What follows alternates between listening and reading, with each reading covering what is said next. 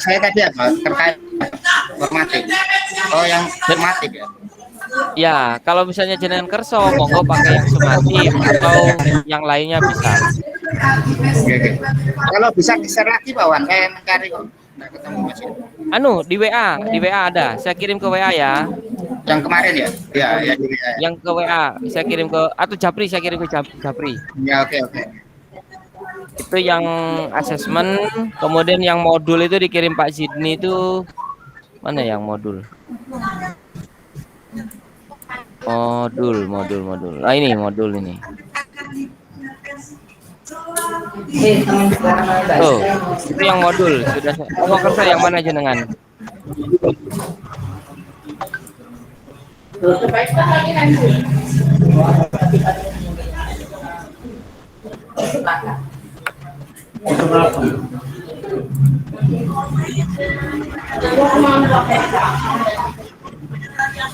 Mampu nggak sama yang 10.000 hari? Jadi kan 15.000.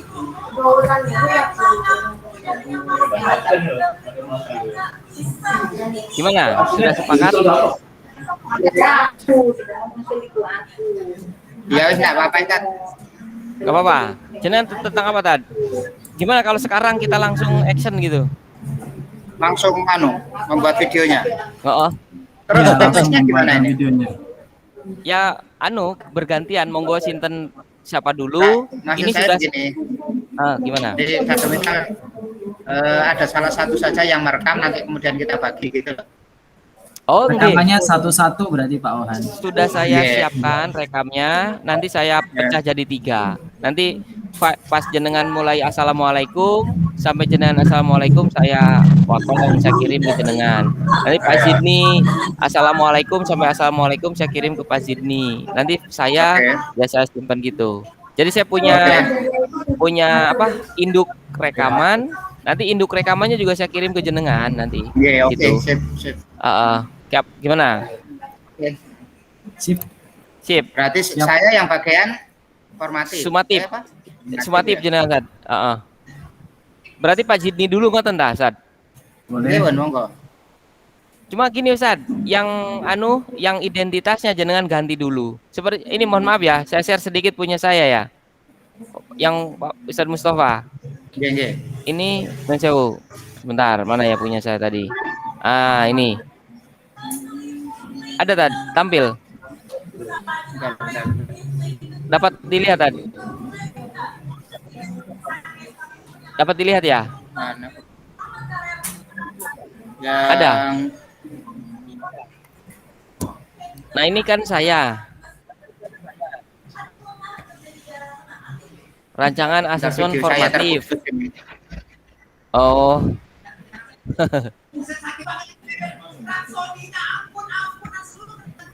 Nanti ini jenengan ini pun. Asesmen tinggal ganti ininya saja, nama. Pak Zidni kelihatan punya saya, Pak Zidni. Kelihatan.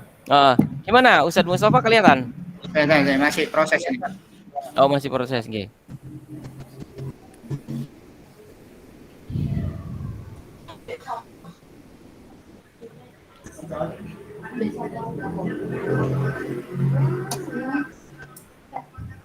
Sampun. Sebentar, saya tak ganti dulu. Ini laptopnya. Nggih, pun. Masalahnya saya kalau mengerjakan tugas tuh laptop lain. Kalau video laptopnya anak saya. Nggih, monggo pun, ditunggu. Nanti kalau sudah ready baru saya mulai rekam.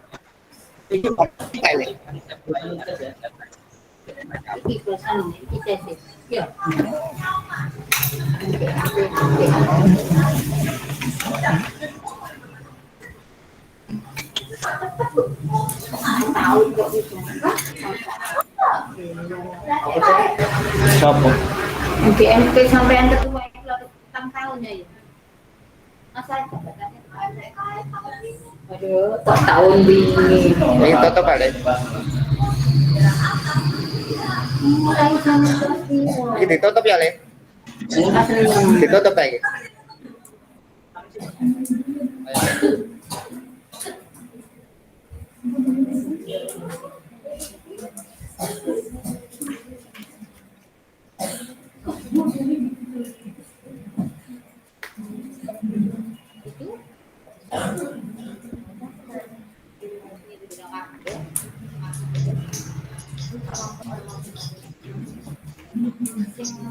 Mati.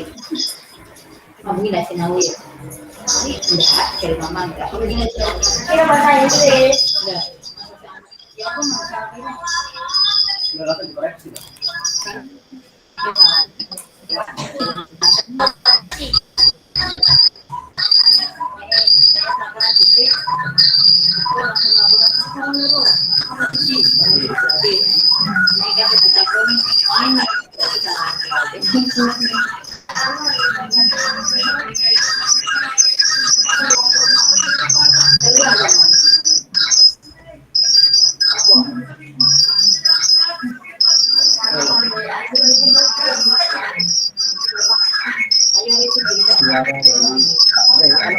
Ini tempatnya nongol ya, nggak iso ya kan?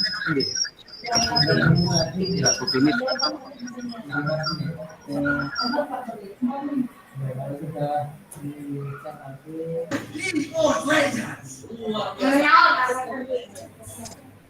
Tekan pemain baru 2 masih berhasil untuk. Ya kok mikir enggak kena ya hadir sana ini. Sudah? Sasan, ayo, monggo. Siapa dulu? Pak Zidni dulu apa gimana? Kan katanya enggak dipangan, Bang. Karena biasa sudah mulai. Enggak.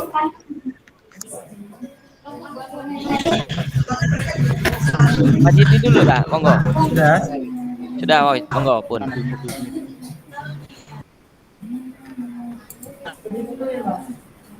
Assalamualaikum warahmatullahi wabarakatuh. Waalaikumsalam warahmatullahi wabarakatuh. Baik, Bapak-Bapak akan saya sampaikan beberapa hal tadi.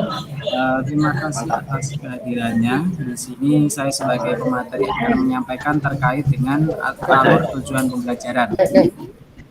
Alur tujuan pembelajaran ini akan penting bagi kita sebagai pendidik, di mana alur tujuan pembelajaran di sini menggambarkan beberapa hal terkait dengan bagaimana proses pembelajaran ini berlangsung.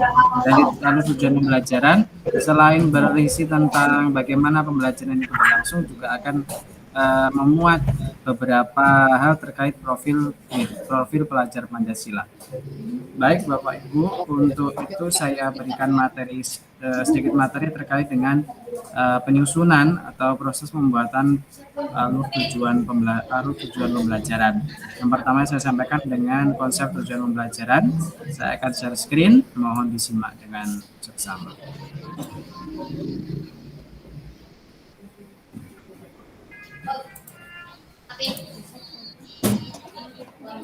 Baik, bisa terlihat Bapak-Bapak? Terlihat Pak Ohan ya?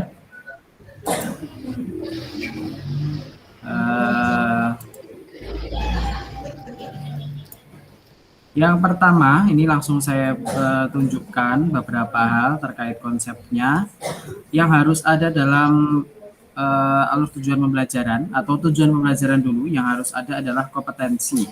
Kompetensi di sini diberikan kepada siswa dan harus disajikan dalam bentuk kalimat panjang yang menunjukkan bahwa ada kompetensi dalam tujuan pembelajaran itu. Contohnya, peserta didik dapat menyajikan solusi untuk menangani perubahan kondisi alam di permukaan bumi akibat faktor manusia. Kompetensi ini berisikan dengan KKO atau kata kerja operasional, jadi bisa terukur. Terus kemudian harus ada kontennya. Apa itu konten? Konten adalah ilmu pengetahuan atau inti konsep yang akan dipelajari oleh anak. Nah, dalam hal ini contohnya adalah perubahan kondisi alam di permukaan bumi. Kalau kita misalnya di PAI yaitu terkait dengan dakwah Nabi Muhammad di Mekah, dakwah Nabi Muhammad di Madinah, atau dinasti Abbasiyah, Umayyah, seperti itu kontennya atau kompetensi yang akan kita bahas, atau babnya atau konsepnya. Kedua adalah variasi. Variasi itu keterampilan berpikir. Kalau kompetensi yang akan dimiliki siswa yang harus dijalankan dalam pembelajaran yaitu seperti analisis, prediksi, menciptakan, tapi dimuat dalam kalimat kerja. Ini contoh dari tujuan pembelajaran itu. Yang pertama, contoh tujuan pembelajaran dengan memuat 3 aspek yang telah dijelaskan. Jadi dalam satu tujuan pembelajaran itu ada 3 aspek langsung. Menjelaskan ini kan KKO ya. KKO. Nah, di sini menjelaskan warna kuning, berarti dia menunjukkan kompetensi. Yang kedua adalah hukum Newton. Ini bab IPA, berarti adalah konten atau materi yang dipelajarinya. Yang ketiga adalah menggunakan kata-kata sendiri, berarti variasi. Berarti dia memberikan cara sendiri untuk mengungkapkan materi itu. Terus kemudian menceritakan, ini juga KKO, fenomena dalam keseharian yang menggunakan hukum Newton. Bapak Ibu, untuk dalam satu alur tujuan pembelajaran ini harus memuat ketiga-tiganya, yaitu kompetensi, konten, dan variasi. Kenapa harus ada ketiganya? Karena ketiganya ini harus saling terhubung. Jadi kalau putus salah satu, maka alur tujuan pembelajaran itu bisa terputus dan dalam penyampaian materi kepada siswa tidak akan tersambungkan. Kemudian saya akan share screen terkait dengan modul ajar. Modul ajarnya terlihat ya, Bapak Ibu. Ini saya jelaskan dengan tentang kompetensi tujuan pembelajaran. Saya singkat di sini ATP. Jadi di dalamnya sudah ada alur tujuan pembelajaran. Dan ini terurut dari yang paling awal harus dipelajari anak sampai dengan yang terakhir. Tujuan pembelajaran yang pertama menjelaskan peristiwa pengangkatan Nabi Muhammad sebagai Nabi dan Rasul di Gua Hiro. Peristiwanya ini kita jelaskan, menjelaskan berarti kan kompetensi. Yang kedua peristiwa pengangkatan Nabi Muhammad, ini kontennya atau konsepnya. Nah, berarti yang tidak ada di sini apa? Yang tidak ada di sini adalah variasi. Nah, ini harus ada variasinya. Contoh yang sudah benar ini ada di sini. Menganalisis esensi hijrah Nabi Muhammad ke Madinah dan mempresentasikan dengan slide dengan bahasa sendiri. Menganalisis adalah kompetensi. Esensi hijrah Nabi Muhammad ke Madinah ini adalah konten. Terus dengan bahasa sendiri variasi. Ini sudah memuat ketiga unsur itu. KKV. Nah, alurnya harus diurutkan dari yang pertama, yaitu menjelaskan dulu yang paling awal. Yang kedua menjelaskan dulu bab-bab yang akan dipelajari. Yang ketiga sudah masuk ke bagian-bagian yang agak berat. Jadi sudah harus membuat pemikiran pola pikir sendiri dengan daya nalar sendiri. Yang keempat sudah harus analisis terkait dengan pembahasannya. Yang kelima juga analisis, nanti bisa diakhiri dengan evaluasi. Jadi alur itu harus runtut sistematis gitu, terstruktur sistematis dari awal sampai akhir, menggambarkan bagaimana jalannya pembelajaran itu. Jadi dalam membaca alur ini anak-anak sudah akan dapat memeriksa bagaimana jalannya pembelajaran di kelas itu. Terus kemudian Bapak Ibu yang harus kita dapat langsung di alur atau harus ada di alur yang digambarkan di alur pembelajaran, yaitu profil pelajar Pancasila. Itu gotong royong. Saya di sini saya jelaskan gotong royong, bernalar kritis, kreatif, dan mandiri. Apa kalau sudah dimuat di alur tujuan pembelajaran yang ditampilkan? Pertama gotong royong. Gotong royong berarti siswa bisa diskusi dengan teman-teman sekelasnya, tidak harus kelompok. Jadi tidak harus kelompok untuk bergotong royong. Siswa dapat mengambil pelajaran dari teman-teman yang lainnya. Bernalar kritis di sini ada, yaitu menjelaskan dengan timeline. Terus kreatif bisa dengan timeline yang dibuat secara bagus dan kreatif. Terus kemudian ada presentasi. Yang selanjutnya adalah mandiri, artinya bab yang diambil tidak boleh diambil dari temannya atau nyontoh, itu tidak boleh. Harus hasil kerjaannya sendiri. Baik Bapak Ibu, itu tentang yang harus kita miliki tentang alur tujuan pembelajaran. Selanjutnya saya kembalikan kepada moderator. Saya cukupkan dari penyampaian dari saya, kurang lebihnya mohon maaf. Assalamualaikum warahmatullahi wabarakatuh. Waalaikumsalam warahmatullahi wabarakatuh. Lanjut ke sesi selanjutnya atau tanya jawab nih guys? Nggih. Sesi selanjutnya ya. 5 menit sudah cukup apa belum? Sudah 5 menit apa belum, Kak? lebih 5 menit. Oh, ya sudah kalau gitu. Sebenarnya saya Apa cukup perlu- ya. Sudah cukup ya? Kalau Iya, seandainya cukup, butuh ya. tanya jawab pokok. Ada sisi tanya jawab napa beten? Enggak, ya artinya ngisi untuk ngisi kekurangan kalau Ah. seandainya kurang. Kalau 5 menit lebih ini Dad. Sudah 12.00. Lanjut ya. Enggak apa-apa. Di mana Ustaz ini? Lanjut ya. Jadi Nah, gimana? Ustaz, Ya Pak, ini nanti kalau terlalu panjang keberatan uploadnya.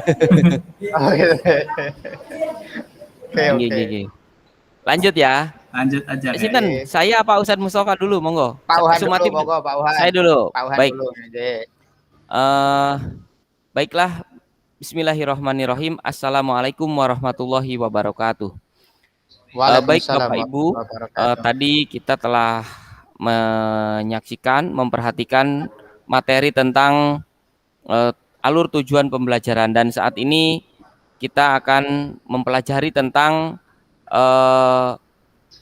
formatif begitu. Ini saya tayangkan seperti berikut. Formatif. Bentar.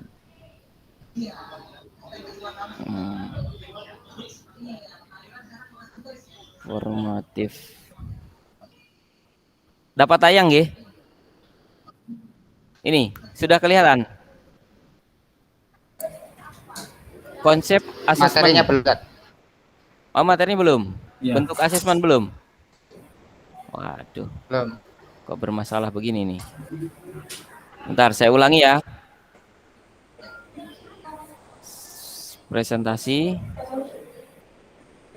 Yes. Sudah kelihatan? Sudah dapat dilihat ya? Proses. Dapat dilihat apa tidak, Dad? Sudah sip. Konsep asesmen sudah ya. Baik, saya jelaskan tentang tentang asesmen ya, tentang asesmen. Asesmen ini ada dua, ada asesmen formatif dan asesmen sumatif. Adapun yang ingin saya sampaikan adalah tentang asesmen formatif. Untuk apa asesmen formatif ini digunakan?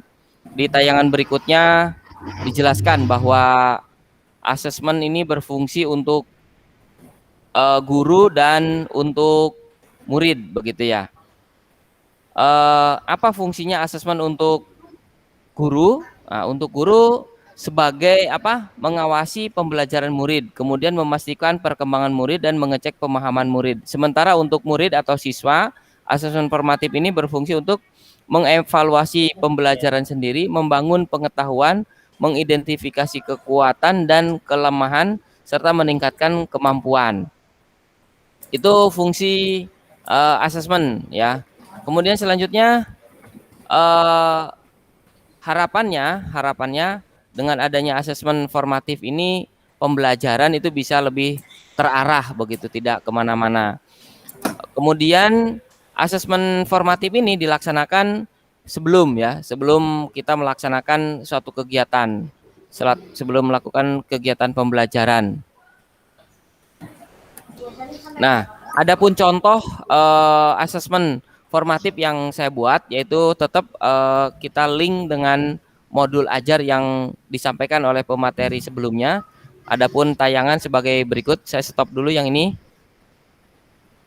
Saya stop dulu. Kemudian ini dapat dilihat ya? Dapat dilihat? Belum. Ustaz, dapat dilihat sekarang? Proses. Oh, masih proses Sudah. ya? Udah dilihat, udah dapat dilihat. Sudah. Oke. Rancangan asesmen formatif ini tujuannya sebagaimana tadi dijelaskan dalam alur tujuan pembelajaran harus bertahap dan setiap tujuan pembelajaran memenuhi kriteria kompetensi, konten dan variasi. Nah, adapun asesmen formatifnya ini karena saya mengambil elemen sejarah peradaban Islam dan yang akan dipelajari adalah peristiwa penting selama dakwah Nabi Muhammad SAW di Mekah. Maka pertanyaan pada asesmen formatif adalah peserta didik atau siswa atau murid kita diminta untuk menjelaskan peristiwa penting selama dakwah Nabi Muhammad SAW di Mekah. Jadi jelaskan peristiwa penting selama Nabi Muhammad SAW dakwah di Mekah. Nah, ini diminta menjelaskan peserta didik Y. Ini tanda seru. Maka kemungkinan jawaban ini ada beberapa. Satu, kemungkinan jawabannya adalah hijrah pertama kaum muslimin ke Habsah, atau B, Bani Hashim di Bani Hashim diboikot selama 3 tahun, tahun kesedihan atau Amul Husni, hijrah Nabi SAW ke Taif, peristiwa luar biasa Isra Mi'raj Nabi Muhammad SAW, dan perintah salat, perjanjian Aqabah, Baitul Aqabah, dan perjanjian Aqabah 1 dan 2. Nah, bagi peserta didik yang memberikan jawaban sebanyak A, B, C, D, E, F ini, maka skornya 100 begitu. Ini peristiwa penting sesuai dengan pertanyaannya itu tadi, jelaskan peristiwa penting selama dakwah Nabi Muhammad SAW di Mekah. Nah, ini peristiwa pentingnya banyak ya, ada beberapa, ada 6 begitu. Nah, kalau misalnya mereka menjawab 4, maka skor nilainya 90, atau bahkan misalnya hanya 1 saja 0. Kalau tidak menjawab ya tidak mendapatkan skor begitu. Nah, ini asesmen formatif yang kita lakukan nanti untuk isinya ya tentunya menjelaskan tentang peristiwa penting selama dakwah Nabi Muhammad SAW di Mekah. Konten pembelajarannya seperti itu. Nah, ketika kita sudah membuat asesmen formatif, maka pembelajaran dengan harapan lebih terarah itu tadi. Kalau terarah nanti insya Allah peserta didik kita mendapatkan nilai yang sesuai dengan harapan kita dan tentunya juga harapan mereka, dan tidak melenceng dari alur tujuan pembelajaran. Mungkin itu yang dapat saya sampaikan. Kurang lebihnya mohon maaf. Assalamualaikum warahmatullahi wabarakatuh. Waalaikumsalam warahmatullahi wabarakatuh.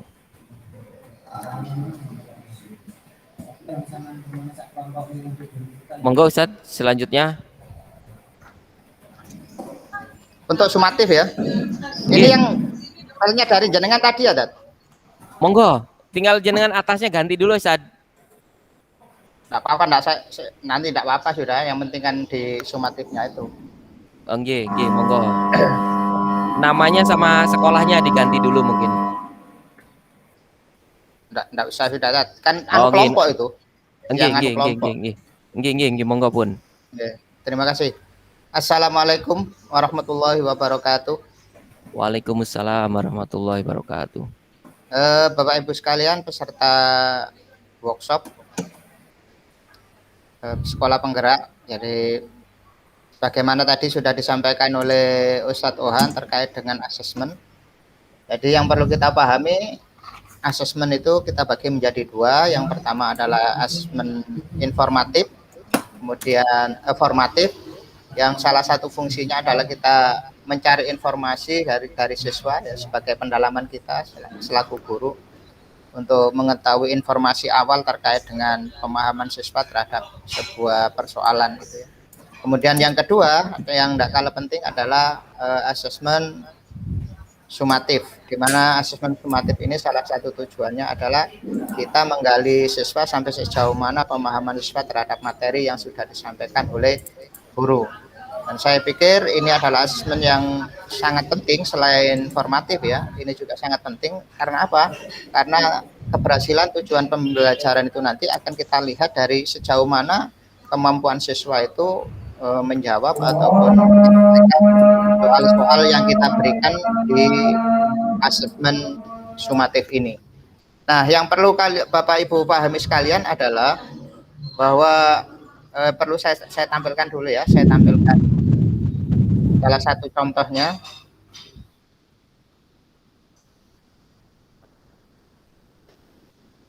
Nah, salah satu contoh saja ya, yang bisa dilihat ya. Ya, bisa. Oke. Jadi salah satu contoh kalau seandainya kita melakukan asesmen sumatif, sebagaimana yang disampaikan oleh Ustadz Tuhan tadi, kalau tadi Ustadz Tuhan juga terkait dengan sejarah, ini juga terkait dengan sejarah yang saya sampaikan. Jadi kita menyampaikan sejarah tentang teladan Nabi Muhammad SAW, yaitu sejarah Nabi gitu ya. Yang kita jelaskan adalah tentang akhlak Rasulullah, pribadi Rasulullah. Nah, tadi kalau Ustadz Tuhan sudah menyampaikan kira-kira yang dipahami anak itu sebelum materi kita sampaikan tahu sampai sejauh mana. Nah, kemudian kita sampaikan dan materi kita sampaikan kepada anak-anak. Nah, di antaranya pertanyaan yang akan kita sampaikan kepada anak-anak nanti setelah kita menjelaskan itu adalah jelaskan teladan yang bisa kita ambil dari Nabi Muhammad Shallallahu Alaihi Wasallam, salah satu contoh. Nah, karena teladan itu kan terkait dengan akhlak ya. Kalau sudah berbicara akhlak itu adalah bisa perilaku, bisa perkataan yang bisa dinilai atau yang bisa diambil dari pribadi Rasulullah Shallallahu Alaihi Wasallam. Nah, biasanya anak-anak itu kan jawabannya nanti akan disesuaikan dengan pengalaman anak-anak sendiri. Nah, satu misal, si A, mungkin jawabannya tidak sama dengan si B. Sesuai dengan pemahaman anak tersebut dari materi yang disampaikan oleh gurunya. Gitu ya.